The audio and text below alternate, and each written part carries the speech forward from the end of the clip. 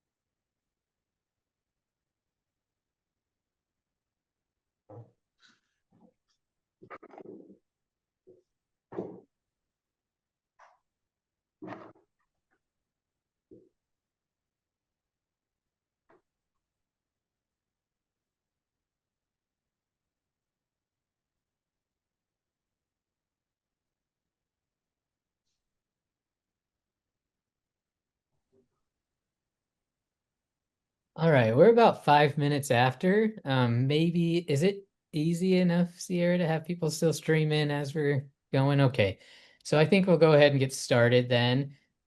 First off, thank you very much for joining this. This is kind of our send off to Wildlife Watch, which is a project that's very near and dear to my heart. So, yeah, a little bit of a bittersweetness going on here, but we've got a lot of really cool things to look forward to with this. So, we're really excited as an organization.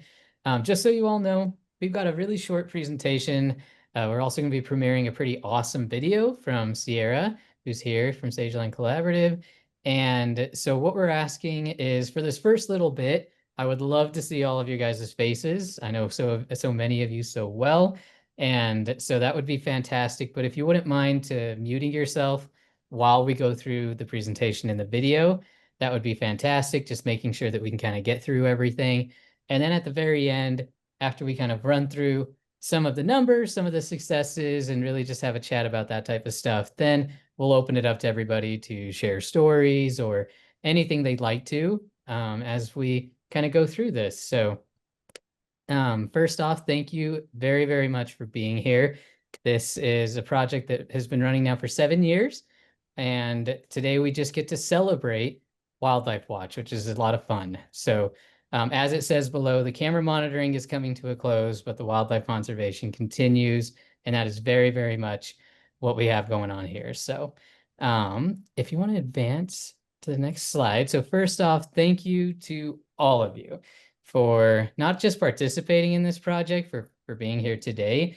We have had an incredible amount of people that have donated their time, their effort, their legs through ridiculous amounts of field work to this project. And we've also had an incredible number of partners that have made this project 10 times more valuable than we could have just as an individual organization, or for me as a graduate student at the University of Utah. What we've been able to accomplish throughout these 7 years is nothing short of amazing, and I'm super proud of it. It's one of the biggest, I guess, most proud moments of my life. I don't know how you'd say that, but I'm super, super stoked to kind of share some of the things that we've been able to accomplish with you all throughout this, and also just highlight some of the like amazing people we get to work with. I think that starting this project would be something where I'd be focused on anything other than the data analysis. This started as a project where I was really trying to hopefully get a PhD from it. And what I learned throughout the process is that it is the people that I enjoy interacting with more than just about anything. I would take all of the times that I get to chat with you all over all of the science any day of the week. And so I just want to thank you all individually. It's been an absolute joy to not only be able to share this project with you, but also just to kind of share and chat with you and learn who you are throughout the years. Okay, so I think next we have the premiere of our Where the Wild Ones Wander video, just kind of a nice send off to the project. And Sierra, did you want to say anything about this? This is Sierra's work, y'all, and it's freaking incredible. Thank you, Austin. Yeah, like everything that we do, this was such a collaborative effort. This started in 2023 on a random field day up in Red Butte Canyon Natural Research Area with a group of us of Drew Eline with the U.S. Forest Service. One of our partners was there. I think you're on this call, Drew. And some of Austin's research students, a couple filmmakers, and I was just there doing photos. And this video just transformed into something that who knew what it would be when it first started, but it's been such a joy working on it and getting to hear all about Wildlife Watch and the impacts that this data has, and that is because of community scientists like you all. So I'm just really excited to share it with you. I hope it instills just a little bit of the joy that I felt to y'all. So it's really short, so we'll just dive into it.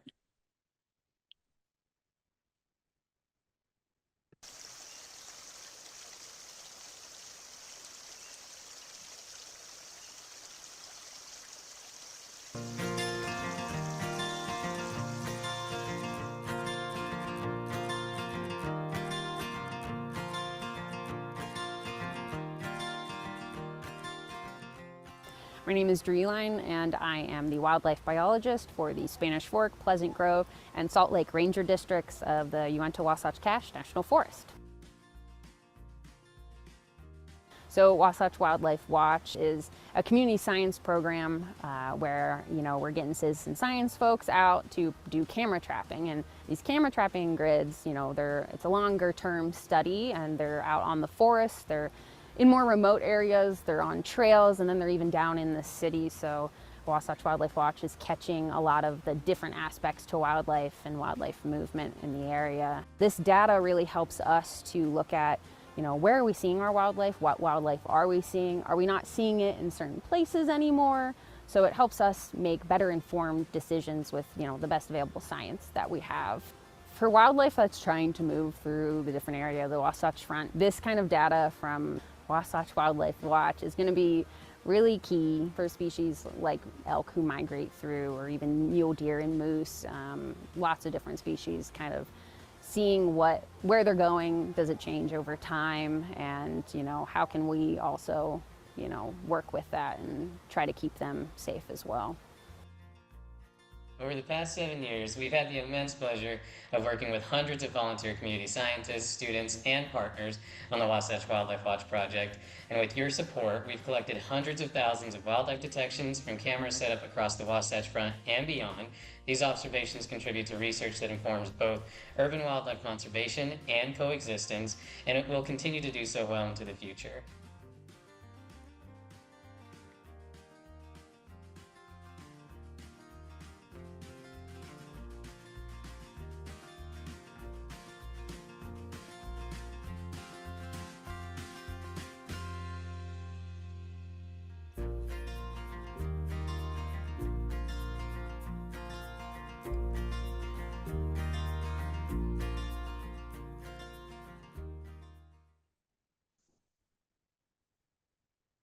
Yay! All right. Thank you very much, Sierra.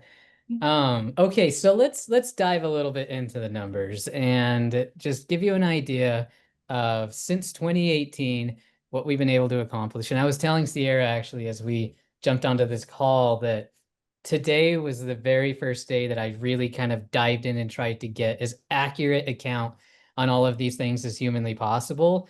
Because for the longest time, it was just so difficult to keep track of all this because it was just coming so fast.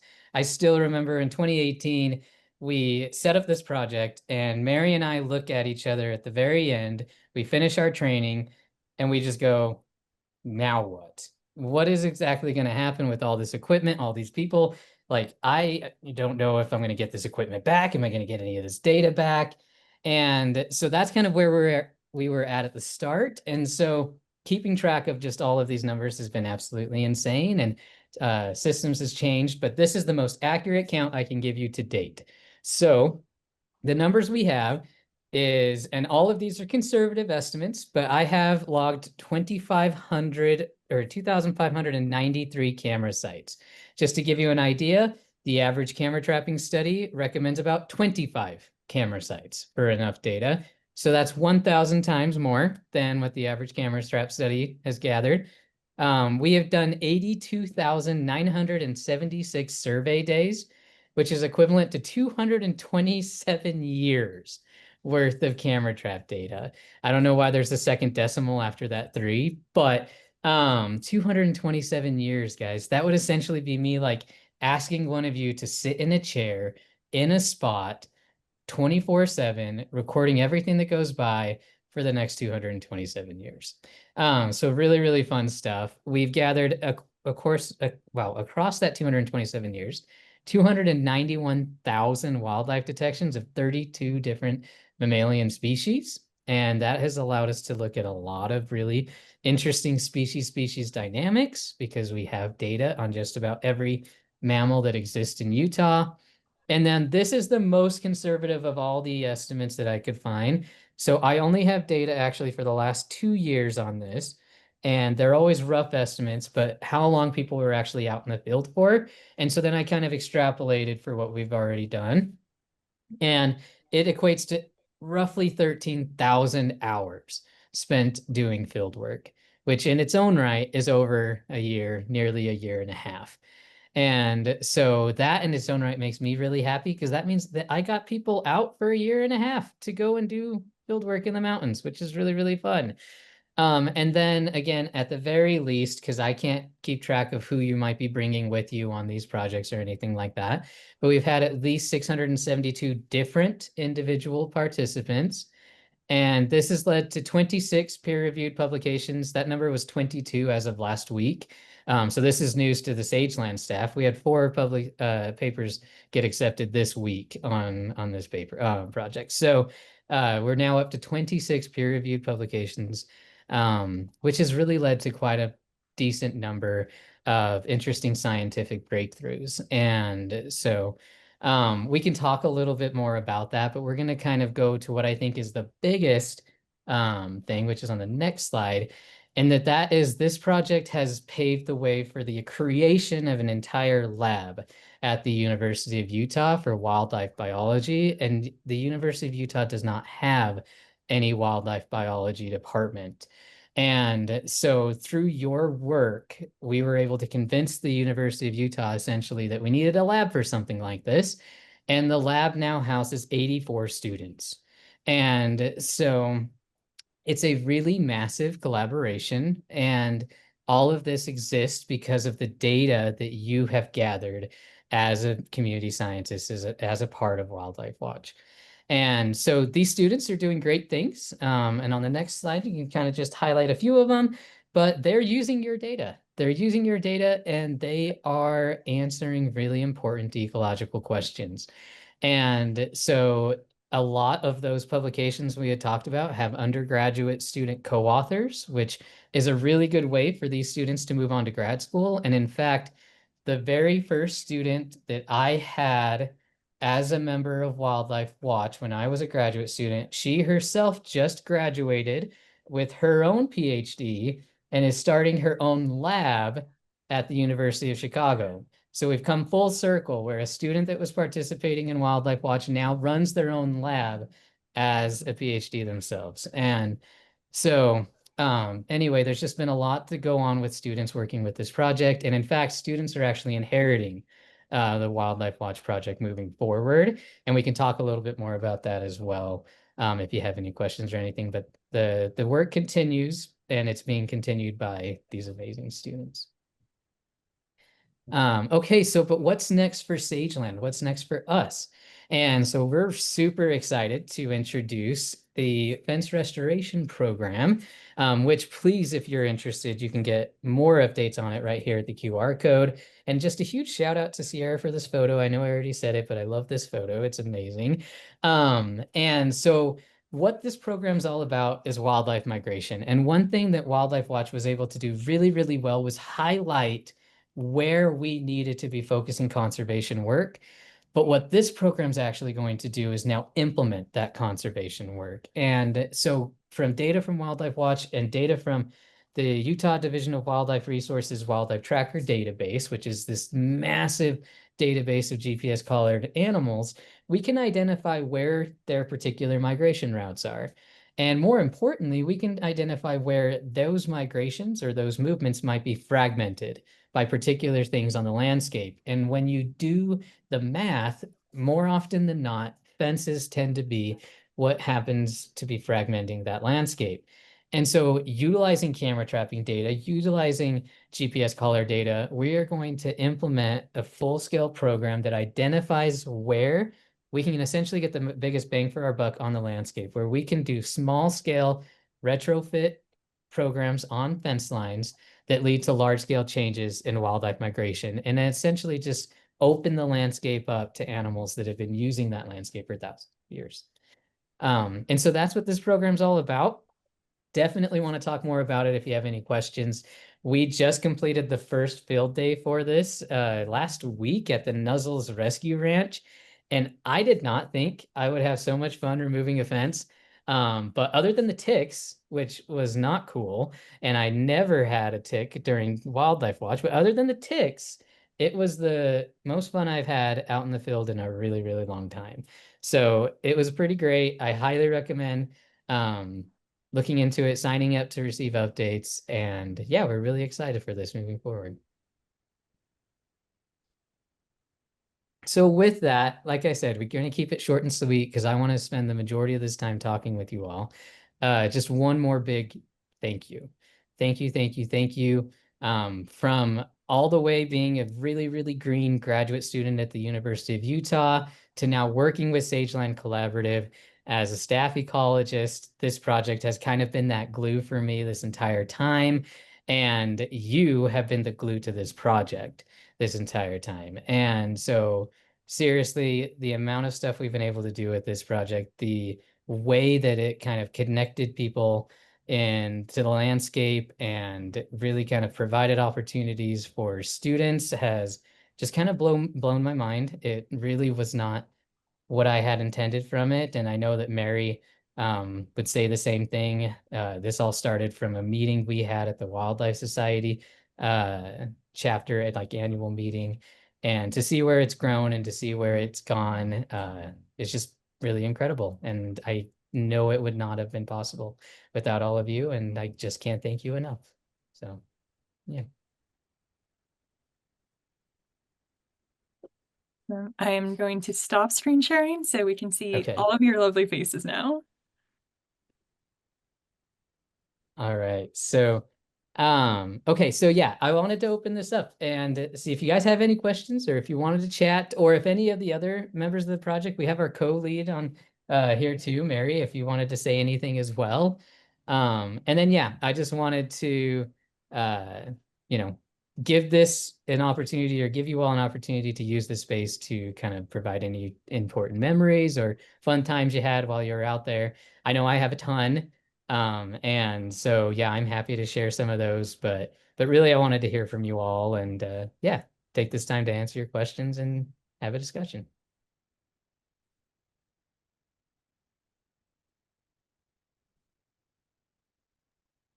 Austin, do you want to start off by sharing your fondest memory from the field? Absolutely. So I have a lot, but one thing that I really learned from this project was to always hike with somebody else. And so I'm a wildlife biologist, and so I get asked that a lot. Like a lot of my friends will be like, "So what do you actually do? And like, do you get close to bears all the time or something like that?" And they're like, "So what's your craziest wildlife encounter?" And 100% the craziest thing I've ever done, and I do it every single year, is I see the wildlife on the cameras that are stalking us every time we go out there. And so whether it's a mountain lion or a bear or a deer, the amount of times you check your camera and you didn't know they were there, but a minute later, an animal is walking by following you down the trail. It was pretty incredible to kind of see that. And so I like to tell people that that's both my rationale for why I try to always hike with at least one other person, and also my coolest wildlife encounter, which I guess technically isn't an encounter, but I think it fits.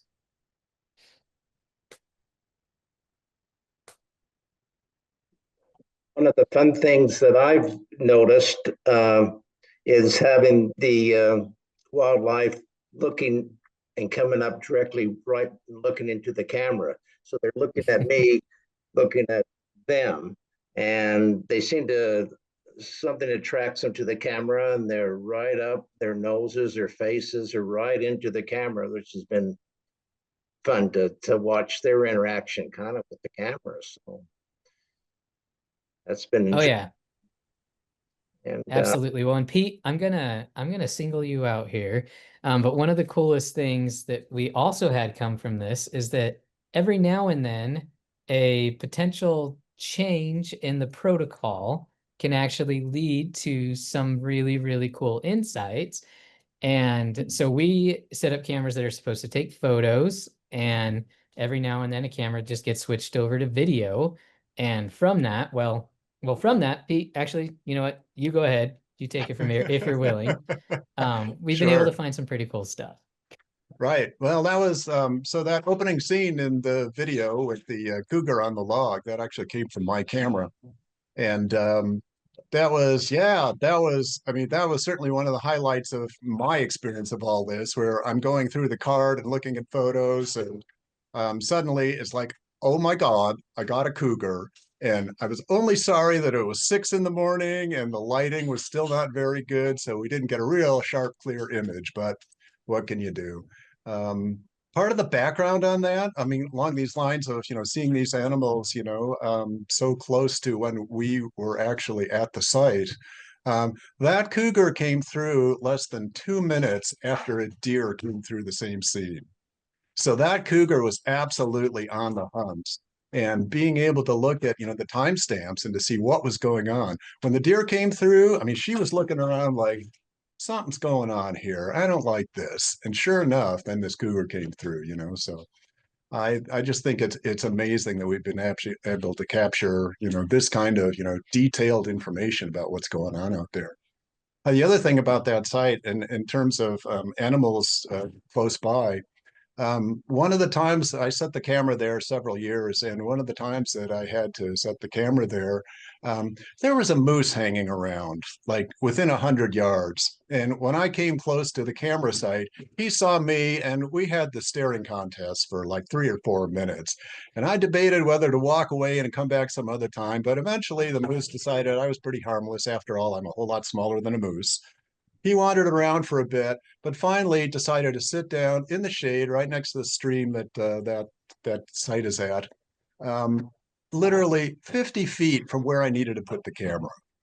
So I gave him some time to get pretty snoozy, and then I went ahead and I put the camera up anyway, and he didn't bother me and I didn't bother him. But I took some photos on my phone just to prove that, yeah, this really happened. So that was pretty dramatic day. Well, and what is so cool about that too is that through Pete doing the video monitoring, we Hmm. got some evidence that video versus camera monitoring actually may lead to differential mammalian assemblages that you pick up in particular cameras, meaning that videos might catch what photos don't, because so often an animal is booking it through the frame of view. And although these cameras have very, very fast trigger speeds, it's often out of the camera's frame of view before the camera actually takes a photo.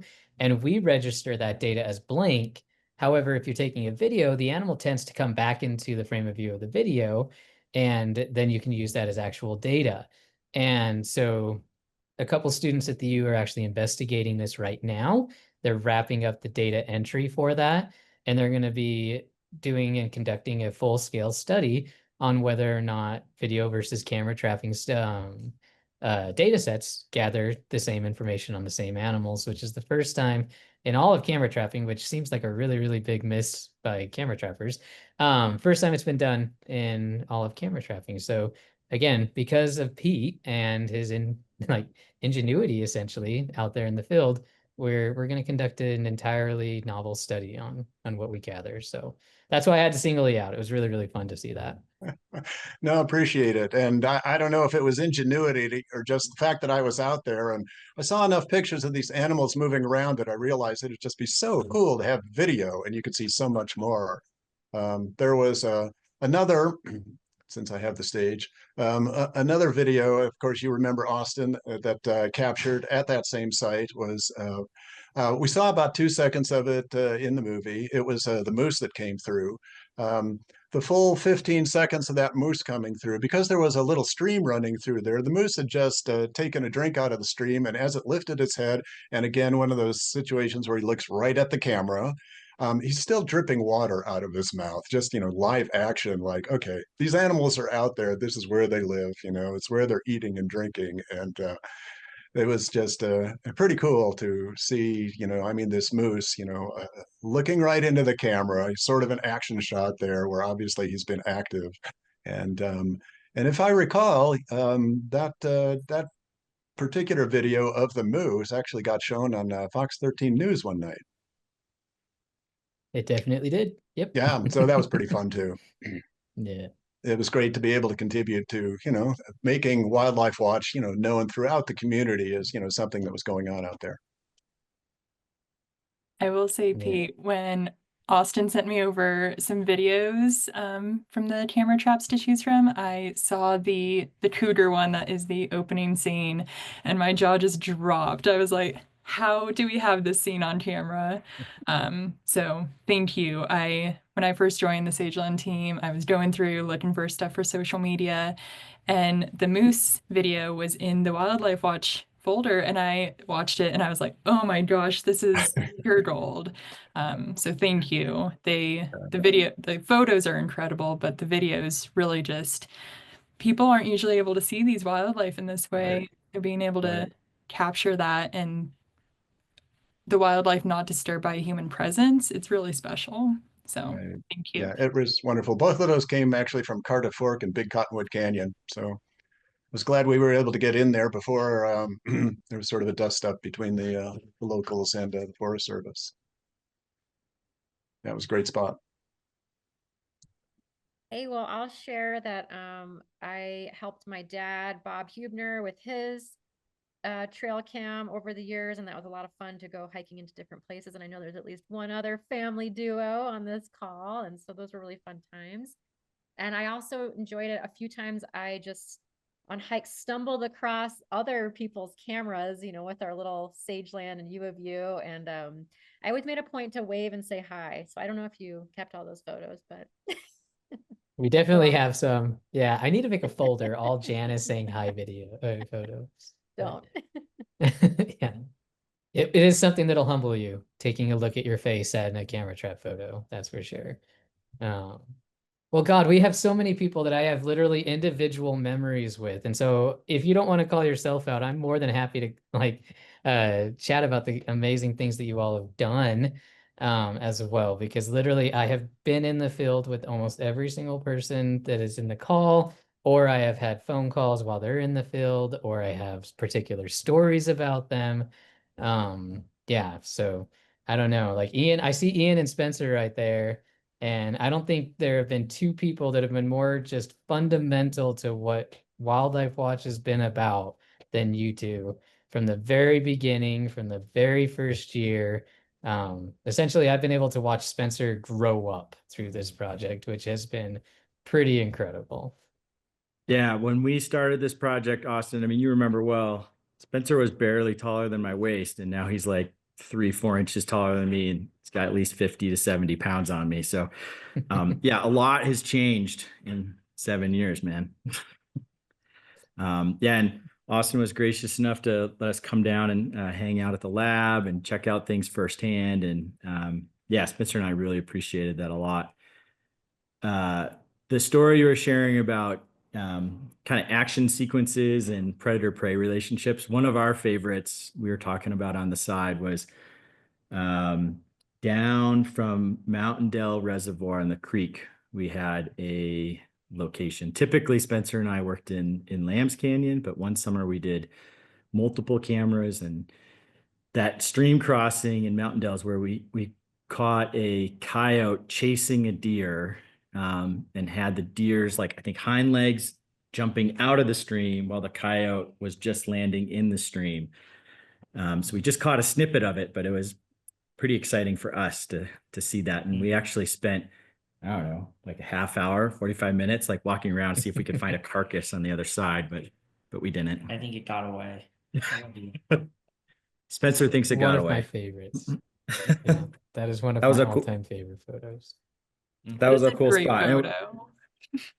And it was a super special summer for us because I think that's the same summer we were, Austin got us involved with some camera traps on the bridge over I-80 up at the top of Parley's. That was super fun. Great photos from both the camera traps, but just the experience of walking on the bridge because the public's not supposed to, and radioing in with the sheriff and explaining what you're doing every day so that they wouldn't show up and maybe question you. So yeah, that was awesome. It was a great experience, and there's no other way we would have gotten that without you, Austin. So yeah, we're extremely gracious for the last 7 years and everything we've got to do because of you. So yeah, thank you so much. Yeah, thank you so much.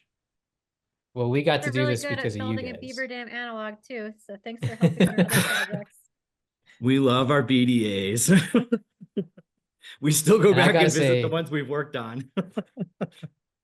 I learned that you had to radio in the sheriff, unfortunately, the hard way when I went out there without radioing the sheriff and had them show up. So that was a lot of fun. But yeah, that was definitely the highlight too, is being able to work on the overpass. Well, I could share a couple of thoughts. Can you hear me okay? So, unfortunately, I didn't know about this project, and I've only participated for the last 2 years, and so I'm pretty been out of shape. It's not going to continue. I was having a great time for the last 2 years. I guess it's not associated with this project, but my most unique wildlife encounter in the Wasatch was when I ran into a bear. I hike with a lot of people, and I don't know anybody that's actually had a bear encounter other than me personally. It was about just a little bit past the wilderness sign up Neff's Canyon, and hiking by myself, which is probably not supposed to do. But I was with a class, and I went further, and I was coming down by myself, being quiet, and always looking for wildlife, and heard some rustling over in the bushes, and kind of saw something brown in there and thought that's the ugliest, mangiest looking deer I've ever seen. And so I just stopped and waited, and he kind of went parallel to me through this thick brush, and then came out on the trail about 20 yards away. So, and I thought, oh, that's a bear. So, what do I do? Do I get my camera out and get eaten, or do I slowly back away? And so I started to back away, and he picked his head up, saw me, and just took off up the hill. So unfortunately, I didn't get any pictures of it. I was more worried about being safe, but he was very close. And you don't see bears because unless you see them first, they're going to be gone. The brown bears. My goal was to try and get a mountain lion. I think that's everybody's goal. I was excited when I saw a cat on my last assignment, but it turned out to be a bobcat. But it came back to that site 3 or 4 times. And then probably my other unique experience was I had it on a hiking trail for a while near where the bobcat was, but I got too many hikers going by, so I decided to move it. But on that video, I got two bear. BARE, two bare naked hikers. So I'm reviewing the photos, and you know how the camera takes 5 photos at a time. So here comes the first photo. I thought, it doesn't look like they have any clothes on. And so I go to the next one, and in the next couple you could see everything. So obviously those didn't get recorded, and pictures get deleted. But that's Yeah. my two bears, two bare naked hikers. So yeah, unfortunately we do get people are weird, man. They see cameras and they just do weird stuff in front of them. well, It's just they like didn't. I don't think they saw the camera. They were just hiking by. that's even better. The fact that they just chose to do that too, that's just even better. But yeah, we've caught some weird things on cameras. People are weird. But yeah, I remember you telling me about that one though. That was pretty great. I've also Yeah. got to say too, Dave's one of the best hikers you'll ever meet. We went out on a field day together last year it was a random wildlife management area in Walsburg. And it was a really, really long day, kind of crazy field work. And by the end, I was exhausted, but I feel like David was fine. And I was just like, this is not okay. I am 30 years old. I need to be better than this. But I just, yeah, remember being very, very impressed and going home and being like, he 100% outworked me that day. So, Well, thanks, yeah. I try and stay active, hike a lot. well, and talking about outworking me, Susan's on this call, and in 2021, I think we had that crazy storm that like brought down every tree that's ever existed. It was just absolutely insane. And as part of working in Red Butte, like part of your permit is that you're the de facto road clearing crew. And I made the mistake of being the first one up there the first part of the year. And Susan was kind enough to join me. We were just doing a camera trek, and it really like didn't become a camera trek at all. It became just like a clearing the road day. And it was absolutely insane. These giant trees. And here's Susan just walking up to them, just like grabbing them with both hands, boom, lifting them like this. I don't know if you guys have seen Commando with Arnold Schwarzenegger, where the start of the thing is him just like walking with the tree up to his cabin or something like that. It felt like I was watching that with Susan just lifting up these trees and literally throwing them across the road. And so that was pretty fun. I'll never forget that. And then, sorry, I'm going to sing a lot. One more person, last but not least, the Menlows, at least Jennifer is on this call. And I've got to call them out because they are oh, yeah, you're both there. Fantastic. Okay, sweet. Yeah, so Jennifer and Danny have been working on this project every year, but I think the first year. But have you ever had just one camera, or I feel like you've always had multiple cameras. You've always had multiple sites. I think we had one camera the first year. And then since then, I feel like you guys always have multiple cameras, always have multiple sites. And then not only that, they help out with the Snapshot USA project as well. And so I don't know if you've ever read the Snapshot USA publications, guys, but you are mentioned individually in 4 of them. And so you are individually acknowledged in 4 of those publications for your work on that. So yeah, anyway, they're just incredible people, and they've done some incredible work. And some of the coolest mountain lion photos have come from their cameras in East Canyon too. So there's been some really, really awesome stuff from that. Yeah, we just really like doing it. It's nice to be out and about.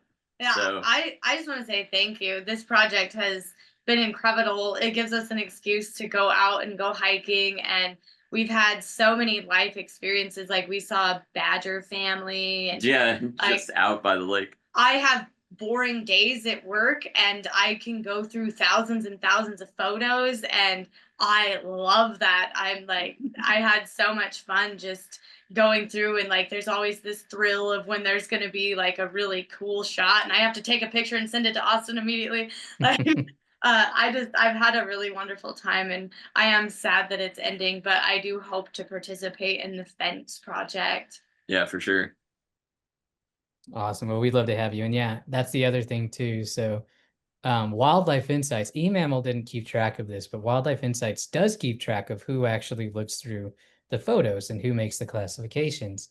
And we were recently wrapping up the 2021, 2022, and 2023 data so we could add it all to the finalized data set. And the number of classifications that, like, say Jennifer Menlove on it is absolutely insane. And so it's just incredible. Like, I do feel like at least half of those classifications, we have like a general lab account, and then we have your account.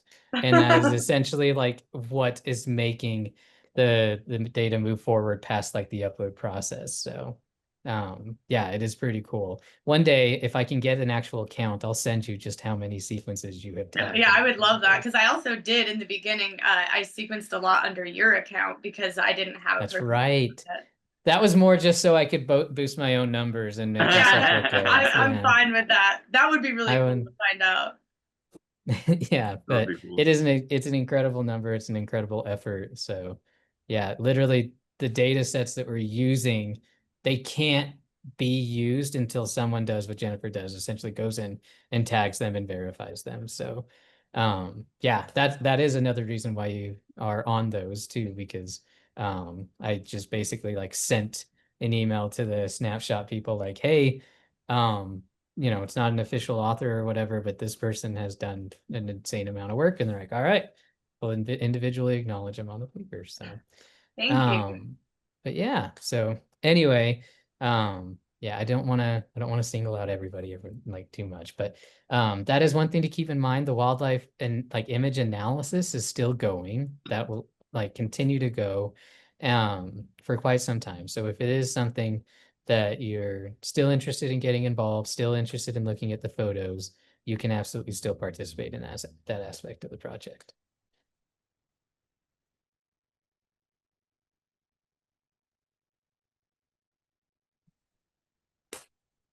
Yeah, I don't know. Did anybody else? Mary, did you have anything did you wanted to say? I feel like no, I haven't heard from you.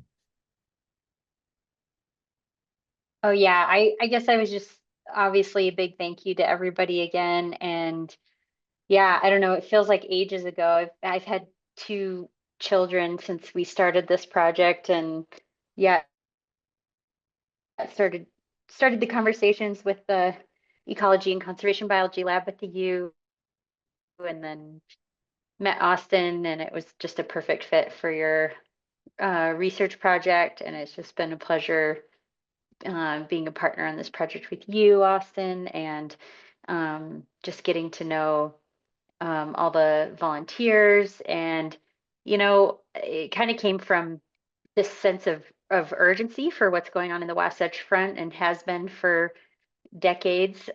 Seems like every decade there's a new plan for some sort of development in the Wasatch, having to do with connecting ski resorts and getting people from the airport to all the different ski resorts in one day, or tunnels or trams or gondolas, right? There's always something new. And uh, um, the way I think about it is like, it's really hard to conserve something, a place, or the wildlife associated with that place, if you don't have that baseline information for what habitats they're using. And it wildlife data are just not part of the planning conversation for trails and roads and trams and whatever development if we don't have that comparable information across the landscape.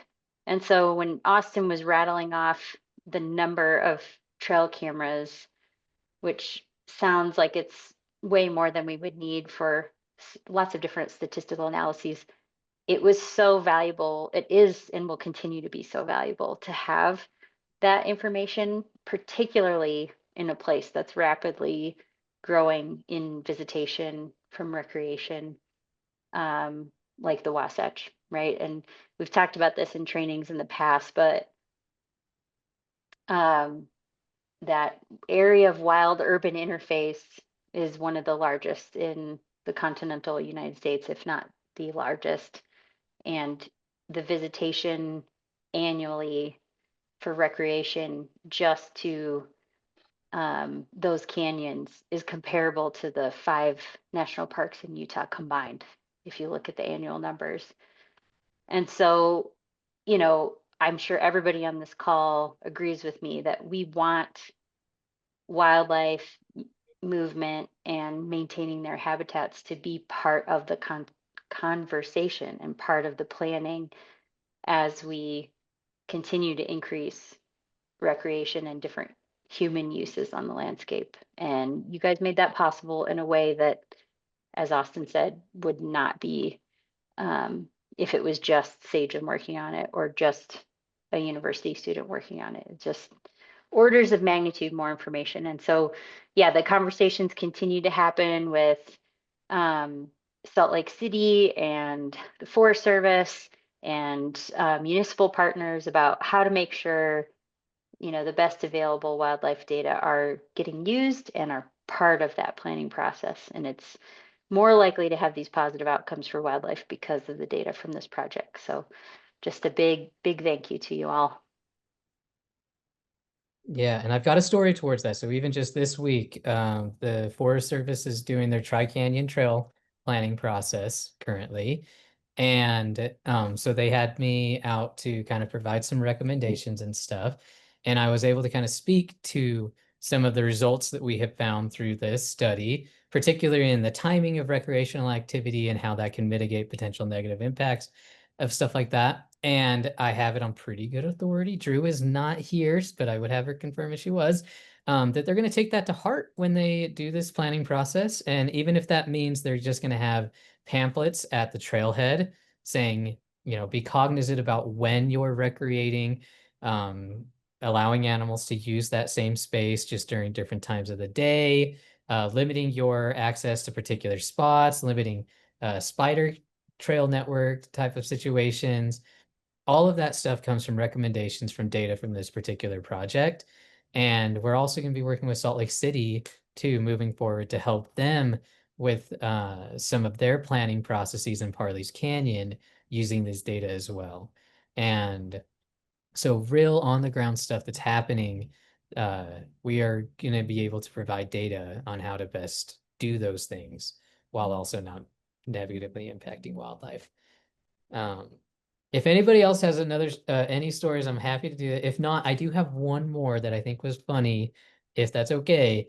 And so this was back in 2019, and so I was still really bad at assigning sites based on land ownership. And some of you may have ran into that, and I apologize if anybody in this call did.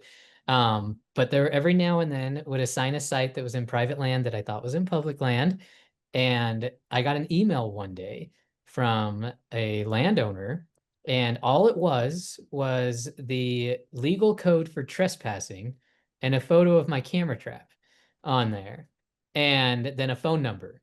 And so I called the person up and I was like, hello, you know, I'm Austin, like, how's it going? And they were like, I found your camera and I am fully ready to press charges unless you want to come out and we can chat about it.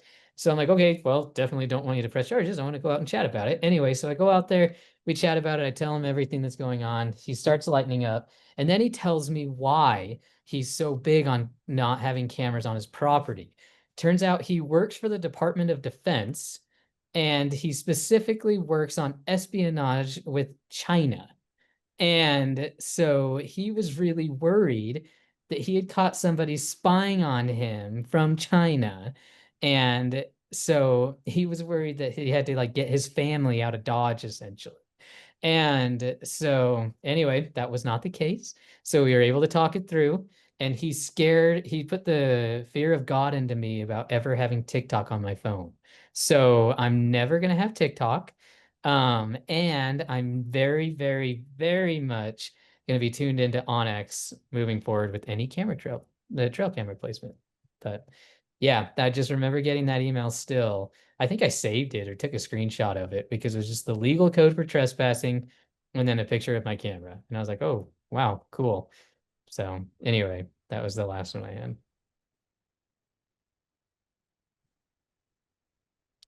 That's amazing, Austin.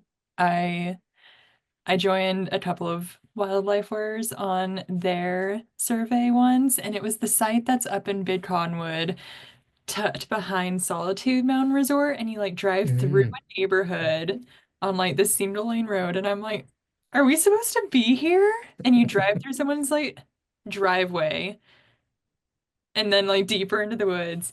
And I'm like, Lily, do you know where we are? And she's like, yes, of course I know. This is my site. I'm like, okay, you got this. And I'm just driving. I'm like, we gotta be trespassing.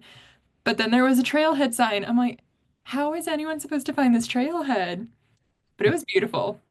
We also had a similar experience where I had brought my laptop out and we looked at the photos that were on, and there had been um, not a mountain lion, but a moose on the trail like 5 minutes after we had set the camera last time. And I was like, oh my gosh. And we're out here in the middle of what feels like nowhere. I'm like, this is wild. So, pretty cool stuff. Yeah, some of those I would like to say it was because we were able to find that trail. I probably just got lucky and did put it on private land and then just happened to be on the trail. But all right, the last thing, I swear to God, is I also learned through this project that if you have a clipboard in your hand, apparently you can go anywhere.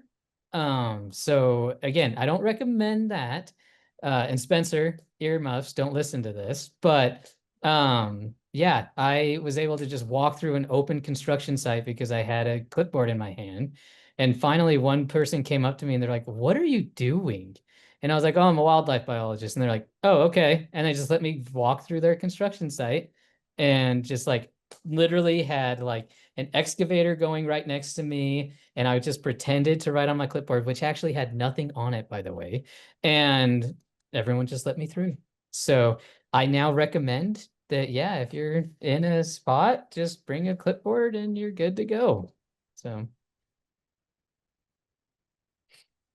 cool. All right. Well, if anybody has anything else to share, I'm absolutely all ears, but we're right up against the hour. And so this is just another opportunity for me to say thank you to all of you on this phone call, as well as everyone else that participated in Wildlife Watch over the 7 years that we've been doing this. Like it is the coolest project I've been able to work on my entire life, and it has been so much fun. And again, I thought it would be fun for all the reasons that didn't end up making it what it was. And the people that worked on this project actually ended up being my favorite part, hands down, by far. Like, even if you just sent me an email or a text or a phone call, or like Ian said, coming out to the lab, like those were by far my favorite moments. And like I looked forward to the training every year, not necessarily to send off like more cameras and stuff, but just to interact with you guys and check in and see how you're doing. So that was a lot of fun for me. So thank you all. I do hope that you continue to work on our projects because I just want to continue to work with you. But yeah, thank you. It's been an absolute honor. And yeah, that's all I got.